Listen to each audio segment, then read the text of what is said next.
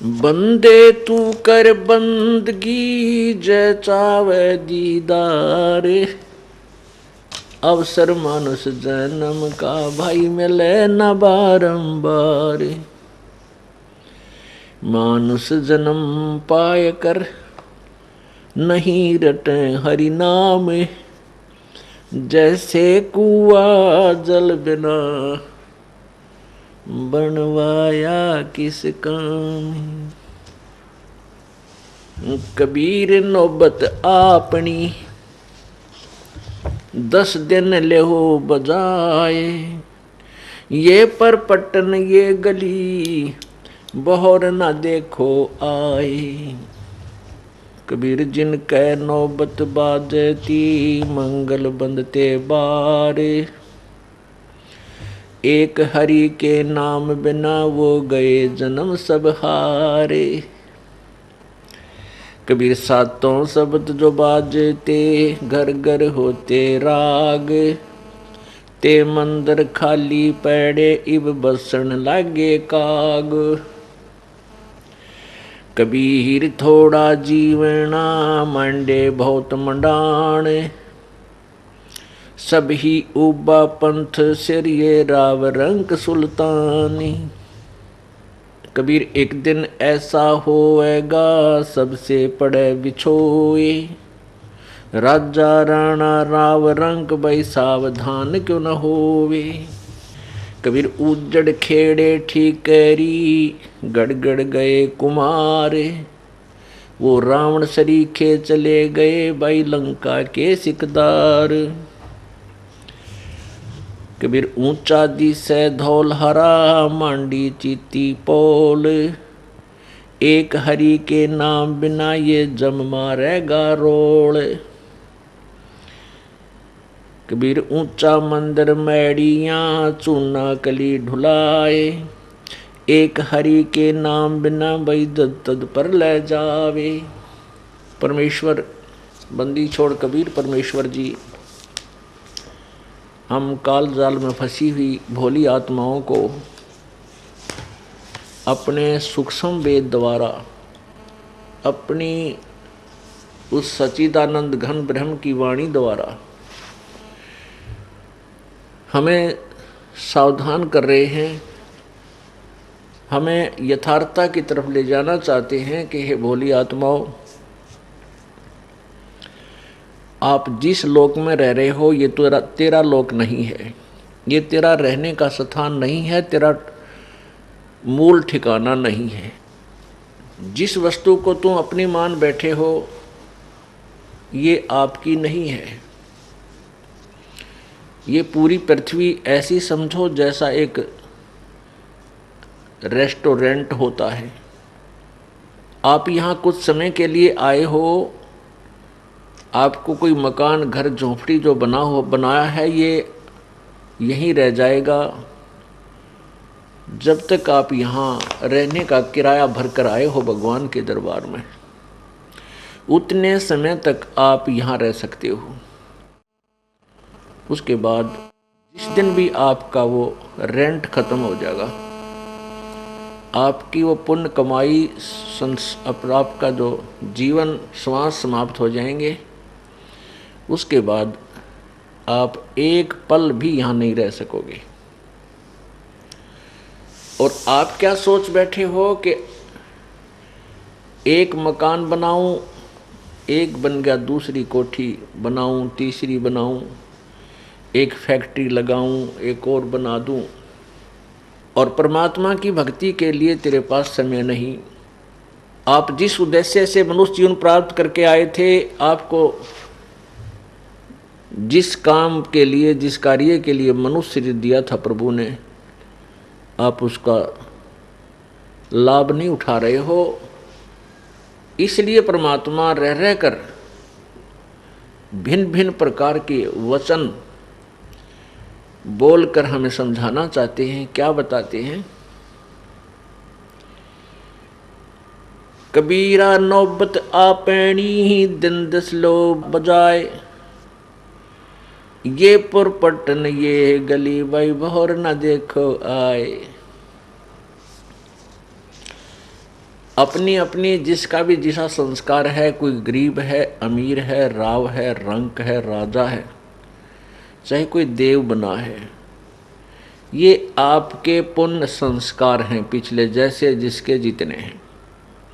और ये 10 दिन का मेला है, इसमें अपना जो भी तेरा संस्कार है इसको पूरा करके उसके पश्चात आप पुनः इसी मनुष्य शरीर में और उसी स्थान पर जहाँ तुम चाह रहे हो वहाँ नहीं आ पाओगे।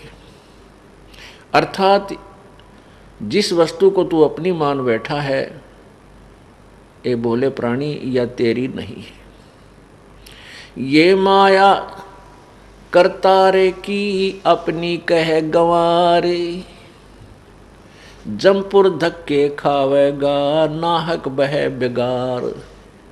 यह माया या सारी पृथ्वी सारा सब कुछ वो परमात्मा की है और तू इसको अपनी मान बैठा है। जमपुर उस यम के लोक में तू जाएगा, वहाँ धक्के खावेगा और नाहक बह बेगार। व्यर्थ में तेरे ऊपर ये आपत्ति आ पड़ेगी, नरक भोगेगा, 84 लाख योनियों के प्राणियों में शरीरों में कष्ट पे कष्ट उठाएगा। अब क्या बताते हैं कि आप तो एक गरीब व्यक्ति हो, छोटा मोटा कोई व्यवसाय भी है, ये भी इतना नहीं है, बड़े बड़े पूरी पृथ्वी के राजा भी सब संपत्ति और सारा जीवन में जो जोड़ा था वो यहीं छोड़कर चले गए। जिनके नौबत बाजती और मंगल बनते बार, एक हरि के नाम बिना वो गए जन्म सब हार।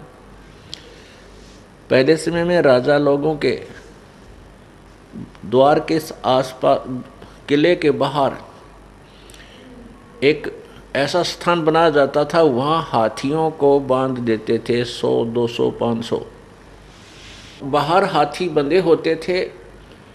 उनसे राजा की शक्ति का प्रदर्शन होता था कि ये राजा कितना शक्तिशाली है जो 500 हाथियों को रखे हुए है, 500 हाथियों को पाल रहा है।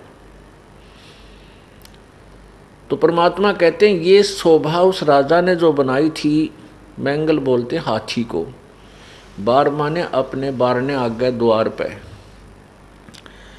जिनके नौबत बाजती, बाजे बाजा करते हैं, और मैंगल माने हाथी बंधते बार, द्वार के आगे हाथी बन जा करते हैं।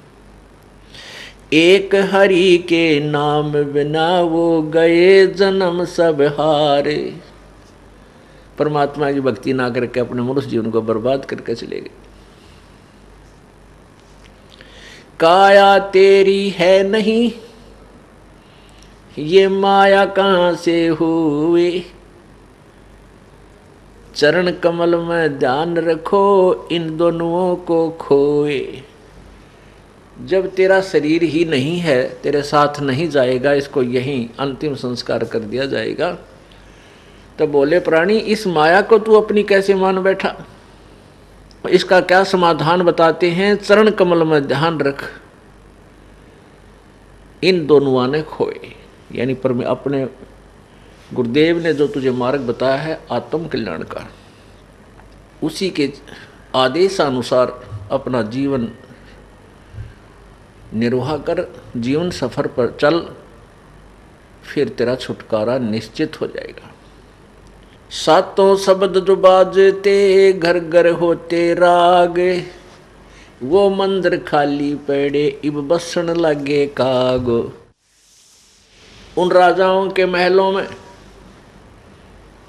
जहाँ पर बड़े मनोरंजन के कार्य हुआ करते थे,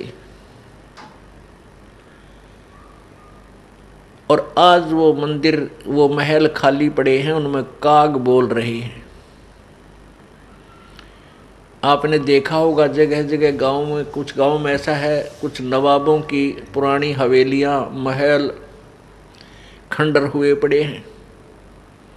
लाल किला जिसको बनाने में पांडवों ने कितना मेहनत किया था, वो कहाँ गए पांडव, और वो किला यहीं पड़ा है। कबीरा थोड़ा जीवना ये मांडे बहुत मंडान, सब ही उबा पंथ सरिये राव रंग सुल्तान। परमेश्वर कहते हैं कि जीवन तो तेरा सीमित है, कोई 10 वर्ष जीवा है, कोई 20 वर्ष, कोई 50 वर्ष, कोई 5 वर्ष, कोई 60 वर्ष, कोई मैक्सिमम 100 वर्ष ला ले। आज जो बुजुर्ग माई और बाई 70-80 वर्ष के हो चुके हैं, उनसे बात करके देखो कि आपके जीवन का अनुभव बताइए। आपको आज 80 वर्ष पूरे हो चुके हैं, आपको कैसा लगता है? कितना समय लगता है आपको? वो कहता है ऐसा लगा है जैसे कल की बात है। 80 वर्ष ऐसे चले गए चुटकी में। और शेष कितने जीवन की आशा है? 20 वर्ष और, यानी 100 वर्ष मैक्सिमम मानकर चले। और आशाएं कितनी हैं? मालगाड़ी में नहीं चले, इतनी इच्छाएं अभी शेष हैं।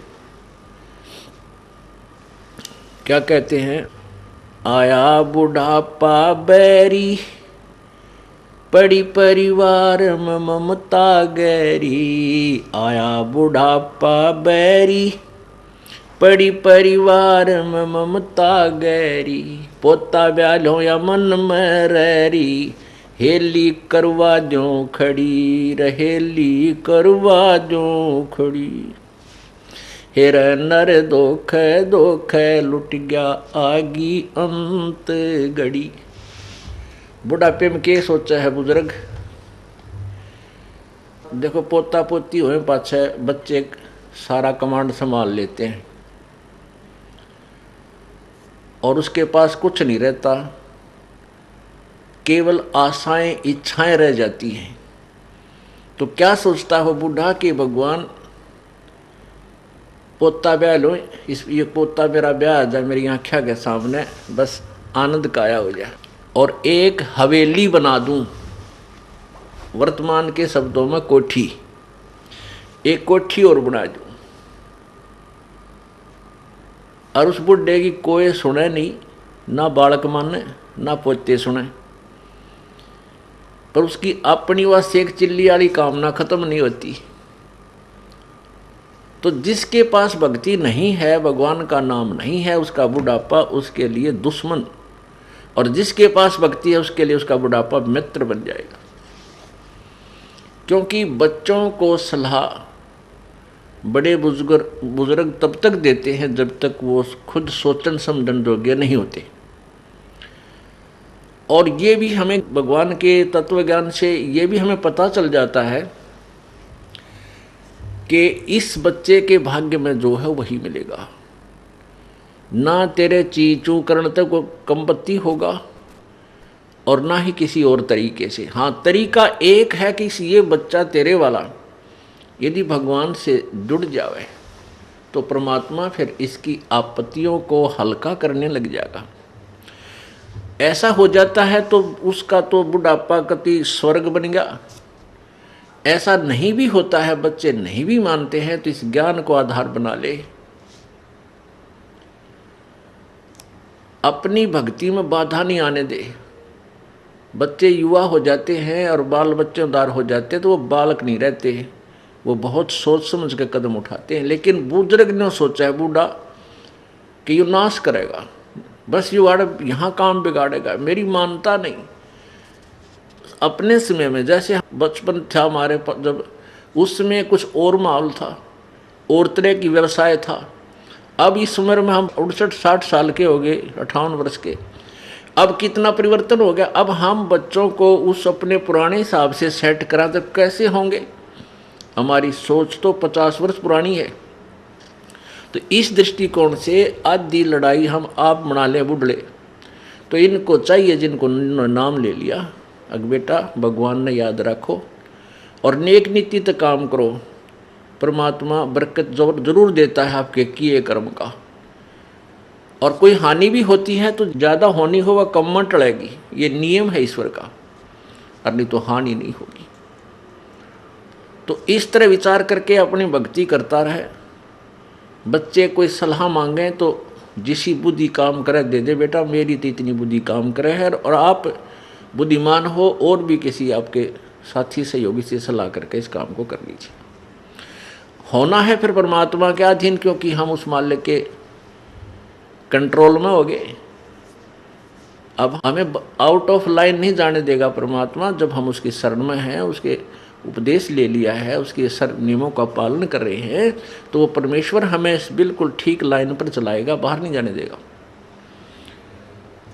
इसलिए बूढ़ा बुजुर्ग जो है अपने उस बुढ़ापे को फिर बहुत आसानी से पूरा कर जाएगा। नहीं तो ये शत्रु है, आया बुढ़ापा बैरी। जितना वृद्ध होता जाएगा, क्योंकि 2 बेटे 2 बेटी, फिर उनका 2-2 3-3 संतान है। अब पोते के गड़बड़ होगी तो बूढ़ा दुखी, पोती का होगी तो बूढ़ा दुखी, बेटी का होगी तो बूढ़ा बुजुर्ग बुढ़िया दुखी हैं। तो कितनी कहाँ तक की आपत्तियाँ आने के लिए रास्ते खुल गए। और भगवान की भक्ति में जुट जा खूब डट के। और फिर ये भी होगा कि राम नाम पर जुट गए तो निश्चिंत हो गए। जो नाम पर नहीं लगे हैं तो संतोष हो जाएगा, भाई अपना कर्म मिलेगा बच्चे को, थोड़ा दुख होगा घना नहीं होगा। तो इस प्रकार हम अपने इस जीवन को सफल करेंगे। तो यहाँ क्या बताना चाहते हैं कि कबीर परमेश्वर जी कहते हैं, कबीर जीना थोड़ा जीवन तो थोड़ा और बांडे बहुत मंडाण। पता नहीं कितनी इच्छाएं पाल ली। और सब ही उबा पंथ सरिये राव रंक सुल्तान। कहते सब मुसाफिर हैं, ये चाहे राजा है, चाहे गरीब है, चाहे अमीर है, सभी ने यहाँ से चलना है। ये चलो चलो हो रही है भाई, ये सभी कूच करते जा रहे हैं। जिसका जहाँ भी रेलवे स्टेशन आ जाता वहीं उतर जाता वो। एक दिन ऐसा होवेगा सबसे पड़े बिछो। एक दिन ऐसा आएगा कि तू अपने परिवार से बिछुड़ जाएगा, इनके साथ नहीं रह पाएगा। इससे भी अपना हिसाब लगा ले, ये तेरा नहीं है। लेकिन इसका अर्थ ये नहीं है कि इनसे कोई नफरत करे। हम एक ट्रेन में बैठे हैं, एक बोगी में नारे नारे, प्रत्येक कंपार्टमेंट में। तो वो हमारे साथ बैठे हुए जो यात्री हैं, उन यात्रियों से हमारा कैसा व्यवहार होता है? अच्छा व्यवहार होता है, बात भी करते हैं, चर्चा भी चलते हैं, कोई मदद होती है वो भी हम करते हैं। कोई बुजुर्ग बीमार है उसके लिए गाड़ी रोकी है, कोई जूस ला देते हैं, कोई फल मंगाता फल ला कर देते हैं, प्यार से रखते। और अपना अपना स्टेशन आता है, उतर के चले जाते हैं। बस इतना ही उनके साथ हमारा लगाव होता, उसके आगे नहीं होता। ऐसे ही हमें ये समझना चाहिए, जीवन रूपी गाड़ी में हम एक परिवार रूपी कंपार्टमेंट में बैठे हैं। तो हमारा फर्ज बड़ा है, जब तक हमारा स्टेशन ना आता ना उतरे, इतने प्रत्येक की मदद करें जो जिसके योग्य है, जिसकी आवश्यकता है, और प्यार से रहें। बिल्कुल कोई झगड़ा नहीं, अपना एडजस्टमेंट करके चलें। तो एक जीवन रूपी गाड़ी के इस कंपार्टमेंट में बैठे हैं, तो ये सफ़र अच्छी तरह तय हो जाएगा। और उस कंपार्टमेंट में बैठे आपस में झगड़ा करें, लड़ पड़े, तो 2 घंटे मुश्किल हो जा पार उस सफ़र के, जीवन दूभर हो जा। तो इसको हमने इस तरह सोच के अपने इस जीवन रूपी सफ़र को सुख में बनाना है। कबीर एक दिन ऐसा होवेगा सबसे पड़े बिछो, राजा राणा राव रंग सावधान क्यों ना हो। उजड़ खेड़े ठीकरी ये घड़गड़ गए कुमार, वो रावण सरीखे चले गए भाई लंका के सरदार। आप देखते हो कहीं कहीं पर गांव के गांव पुराने समय के हिसाब से वो उजड़ हो गए, वो गिर के नष्ट हो गए, और वहाँ ऊंचे ऊंचे टीले बन गए हैं, और उनमें टूटे फूटे जो है ना पुराने मिट्टी के बर्तनों के वो ठीकरी पड़ी है, टुकड़े पड़े। तो परमात्मा याद दिलाते हैं, वो भी तुम्हारे तरह इन कोठी बनाए बैठे थे यहाँ पर, और आज उनका क्या हाल हो रहा है, वो मकान ना वो सब कुछ नष्ट हो गया। तो ये तो अस्थाई सटे है आपका, यहाँ पर टेम्परेरी सटे है, अस्थाई आपका जो है ना पड़ाव है। और हमने अपने निज घर की तरफ प्रस्थान किया हुआ है। किन्होंने? जिनको मनुष्य जीवन मिल गया और साथ में ये यथार्थ मार्ग मिल गया, रास्ता मिल गया अपने घर का, तो उन्होंने अपना उद्देश्य यही रखना है कि हमने अपने घर जाना है। अस्थाई जहाँ भी हमने रुकना पड़ जाता है रात्रि में किसी शहर में, कोई धर्मशाला में, तो वो धर्मशाला ही होती है। तो ये हमारी एक धर्मशाला है, जैसे इस जीवन की धर्मशाला हमें ये क्षेत्र मिल गया, अपना ये घर है। लेकिन उद्देश्य क्या है कि हम घर जा रहे हैं, अपने सतलोक जाएंगे। ये तो धर्मशाला है, यानी एक होटल है, इसमें हम रुके हुए। इस तरह इस जीवन को आगे चलाना है। ये बिल्कुल ये बातें कहन सुनन की नहीं है, ये कर पाड़न की है। इनको अपनी पल्ला गांठ में बना लो, विशेष डायरी में नोट कर ले और दूसरे तीसरे दिन एक बार न पढ़ ले। कति शांत मनता है, नो नहीं नित्य नियम की तरह रेल सी बना कर पढ़ लिया, नहीं। इनको पढ़ने का तात्पर्य से जोर दे यू क्या क्या कह रखा भगवान ने, और फिर हम भूले नहीं गए उस उद्देश्य को जिसके लिए हम यहाँ आए हैं।